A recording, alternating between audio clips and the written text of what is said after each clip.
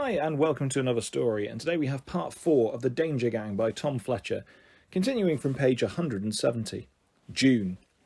Dear Danny, I wish you could see the Danger Gang headquarters, my treehouse. It's looking cooler than ever. We all meet there once a week after school to eat sweets, practice saying, "It's danger time!" Okay, that's mostly me, and discuss any crazy new things that have happened, and yes, more things have happened since my last letter. Charlie's mum works at the newsagent's at the end of my street, right next to the pet shop, and she lets Charlie have whatever he wants, so he always stops by the shop before our meetings and grabs loads of top snackage to keep our brains fueled for our chats. 4 Choco Toffee Chews and a tub of Nutter Crunch ice cream for me every time. 3 key things have happened since my last letter. First, Molly has learned to control when she disappears and reappears. She worked out that she can do it whenever she wants just by doing this weird little twitch with her nose. I'm beyond jealous. Second, to balance that out, that awesome discovery, here's some significantly less awesome news. Ronnie Nutbog, aka Bumface, now comes to our weekly meetings. I know! Since the food fight and him being nice to Molly, the gang took a vote and everyone else decided to give him a chance. So I had no choice.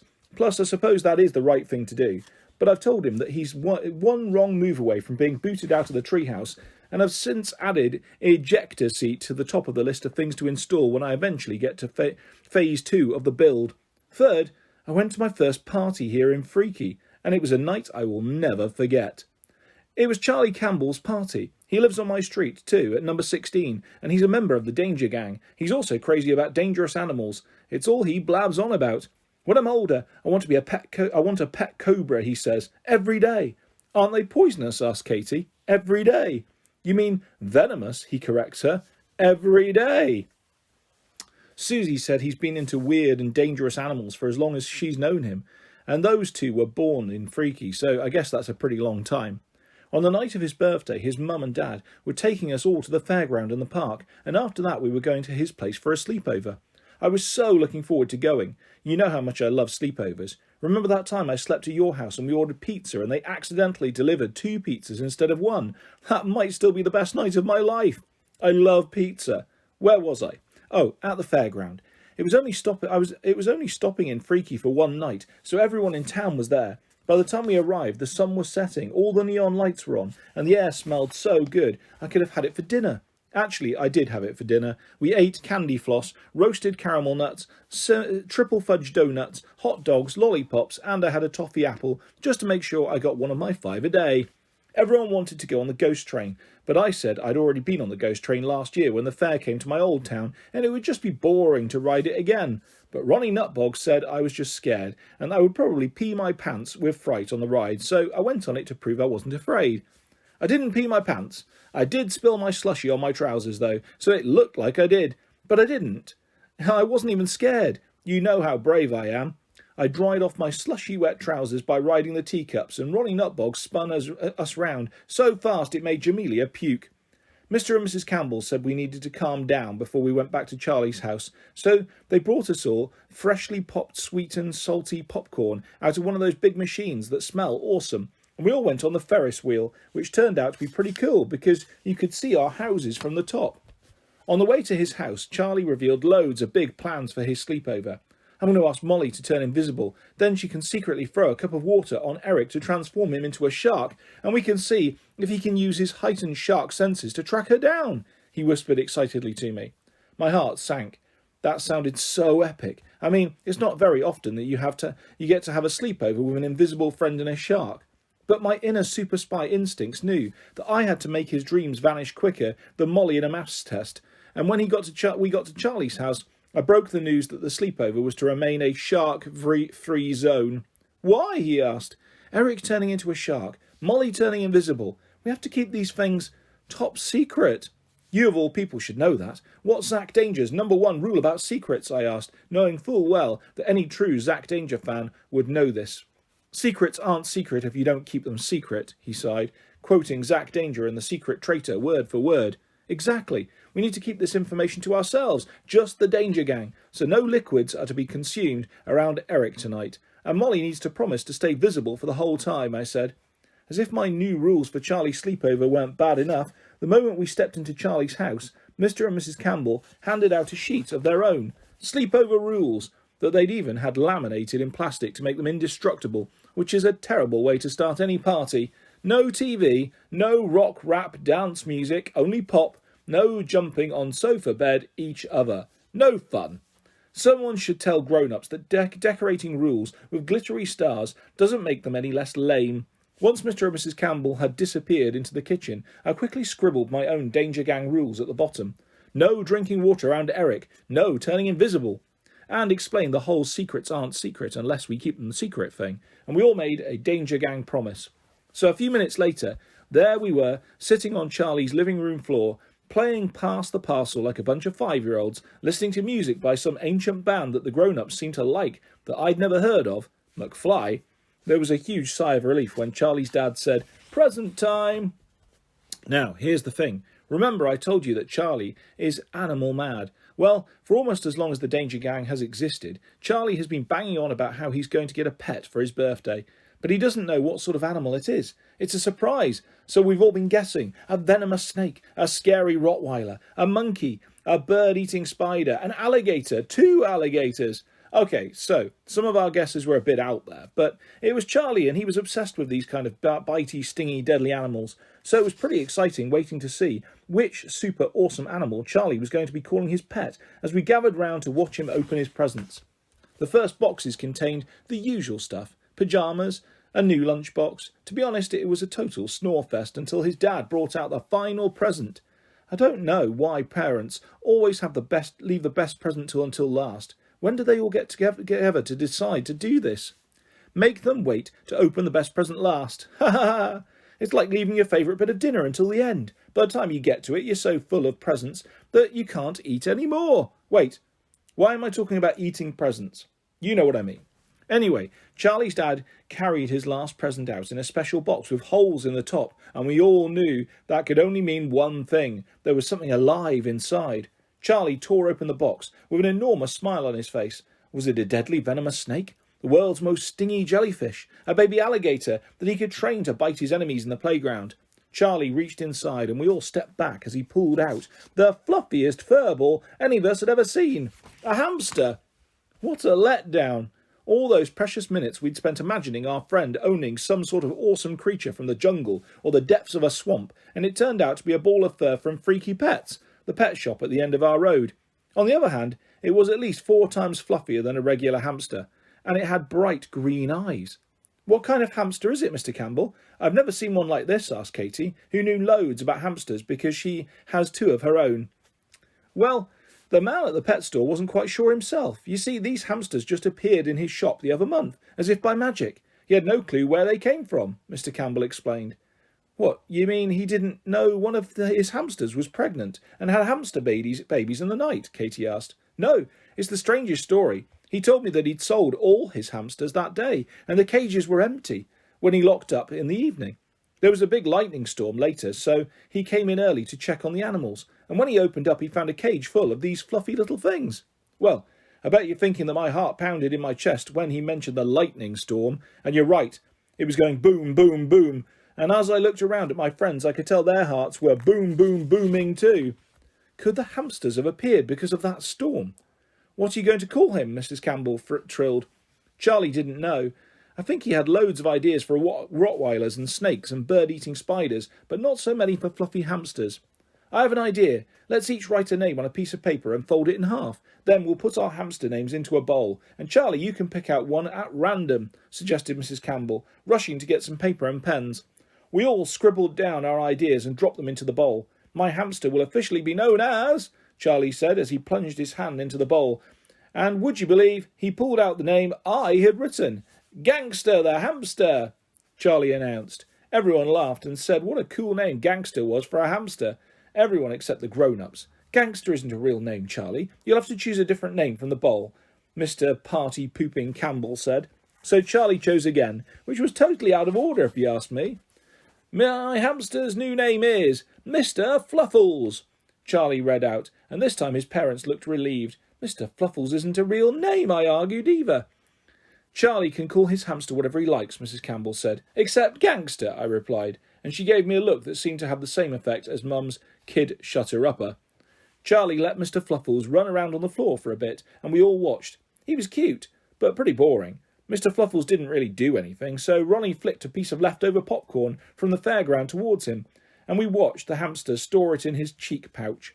That was about as exciting as Mr. Fluffles got. Charlie sighed with disappointment at not getting something remotely wild or dangerous. I guess Mr. Campbell realised as he scooped up Mr. Fluffles and put him back in his cage to take up Charlie's bedroom. "As it's a special day," he announced before he left, "you can stay up until midnight. Win?" I don't know if they were letting us stay up late to make up for us getting Charlie a hamster instead of an alligator, but it made us really excited, because everyone knows that the best things happen at midnight. Plus, I'd been starting to worry that Mr. and Mrs. Campbell might be parent bots sent to boring mode, and that Charlie was in need of rescuing from a life of laminated rules and awful pet names, and I could at least put that out of my mind now. At about 11 o'clock, us boys got into our sleeping bags in Charlie's living room. The girls were sleeping upstairs in Charlie's bedroom. Mr. and Mrs. Campbell checked on us one last time. "Remember, lights out when the big clock dongs midnight," Mr. Campbell said, pointing to the grandfather clock standing in the corner of the room, and we all nodded politely before they went up to bed. The moment we heard their bedroom door shut, we pulled out the snacks we'd secretly stuffed in the bottom of our sleeping bags. I can't believe parents don't know about that trick yet. Ha ha! I brought the classic jumbo pack of marshmallows and a slightly squished but delicious choco-glazed donut. Eric had jelly babies, and Ronnie had steak-flavoured crisps. Weird choice. But then Charlie laughed at us as he unlocked and opened a door just off his living room to reveal a cupboard full of sweets. "It's beautiful," whispered Eric. "It's amazing," I added. "Mish mushroom," mumbled Ronnie through a mouthful of crisps. "It's all the stock for Mum's shop," Charlie grinned. "You stole the key," Eric gasped. "Don't be daft. She always lets me have the key on my birthday. Dig in!" With that, he dived into the sugary cave of wonders. We were all whispering until Charlie told us that his dad snores so loudly that his mum has to sleep with earplugs in, so we could make as much noise as we liked and they'd never wake up. Bonus! Mr. and Mrs. Campbell was quickly becoming the coolest parents ever. We chatted and laughed as we shared out handfuls of jelly beans and Smarties and crisps, and dong! Midnight. Go to bed! It had sneaked up on us like a wizard wearing an invisibility cloak, and from the corner of the room the old grandfather clock was chiming in order to go to bed. But with no chance of waking up Mr. and Mrs. Campbell, we just ignored the chimes of the clock. Until... Shh! Ronnie hushed us. "Do you hear that?" We all listened. As the clock dinged its last dong, the bells turned into screams. "It's the girls upstairs," Eric gasped. He was right. They were screaming. Me, Charlie, Ronnie and Eric legged it up the stairs as fast as we could, ready to be heroes that saved the sleepover. Frankie Brown saves sleepover. But the moment we crashed through Charlie's bedroom door, we skidded to a stop at the sight in front of us. I knew something freaky was happening because the whole room was glowing green, the very same eerie glow as the lightning in the storm, the water in the pool, and the light bulbs during the maths test. But this time, it was coming from the hamster cage. "Something weird is happening to Mr. Fluffles. I've not read about this in any of my hamster books," screamed Katie, looking at the hamster, who was glowing a luminous green. I took a step closer to the cage and stared at something I will never be able to unsee. Gangster, a.k.a. Mr. Fluffles, wasn't just glowing. He was growing. His fluffy body was stretching and expanding in the light of the midnight moon. His spiky fluff was poking through the bars of the cage, making the metal bend and creak. "He's going to break out," I cried, but it was too late. The first bars went ping and twang across the room as Mr. Fluffles burst out of his cage. He stood fully upright on his back legs and stretched to the sky, glowing a vibrant pukey green like some sort of furry hamster Hulk monster. "Now, that's a cool pet," Charlie cheered. But at the sound of Charlie's voice, the humongous, human-sized hamster turned its glowing eyes on us. Now I realise I'm the bravest person you know, but even I was scared when Mr. Fluffles leapt across the room. I swear for a second I thought he was going to eat me, or at least store me in one of his cheek pouches. But he went straight past me and stuffed his fluffy, oversized nose into a half-eaten bag of popcorn from the fairground. "He must be hungry," Charlie realised. "Quick, hand over your snacks." The other boys and I fished around in our pockets, and the girls dug into their sleeping bags to reveal their sleepover snacks too. We handed them all to Charlie to give to Mr. Fluffles. I was gutted that I'd run upstairs with my choco-glazed donut, and now had to hand it over to Charlie to feed to his hamster. Don't do it, Charlie, Jamelia shrieked. He'll eat you alive. I've got to. If he doesn't eat this, he might eat us, Charlie said. Of course, I would have stepped up and fed the creature too, but I have a baby brother at home to be a role model to. If something happened to me, I couldn't bear to think about what Max might end up like, so I did the brave thing and let Charlie feed the ravenous 2-metre-high rodent alone. He's the only eating the popcorn, and he's eaten it all, Charlie hissed in a nervous, high-pitched whisper. The fluffy monster then started leaping around the room, scratching at the windows. He needs exercise, Katie the hamster expert spluttered. The popcorn's giving him lots of energy, and he'll have to burn it off.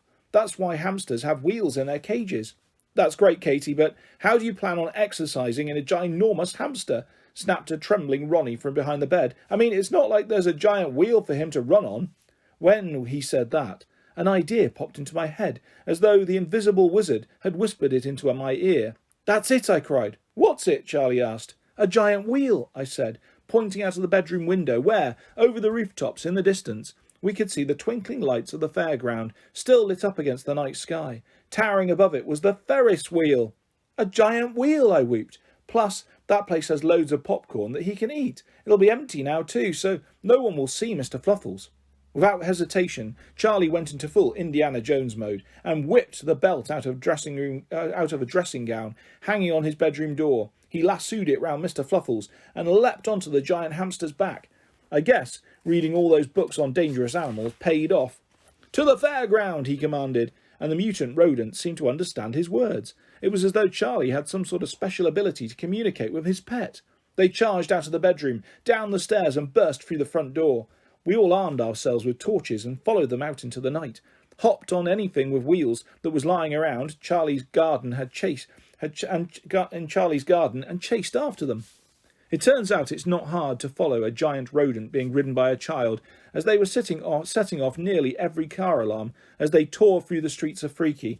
We rode our bikes past car after car with smashed mirrors, broken headlights, shattered windows. I told you Charlie should have called him gangster, I called to the others, as we looked at the trail of destruction. We arrived at the deserted fairground to find Charlie and Mr. Fluffles at the enormous Ferris wheel. The giant hamster leapt straight to the top and began sprinting as fast as he could, with his tongue flapping happily out of his mouth. I knew this would work, cheered Charlie, watching his monstrous new pet, beaming with pride. He ran faster and faster, just like hamsters do on their little wheels in their little cages, except this one was massive. Suddenly sparks started fizzing from the enormous hamster wheel, and not just any sparks, green sparks.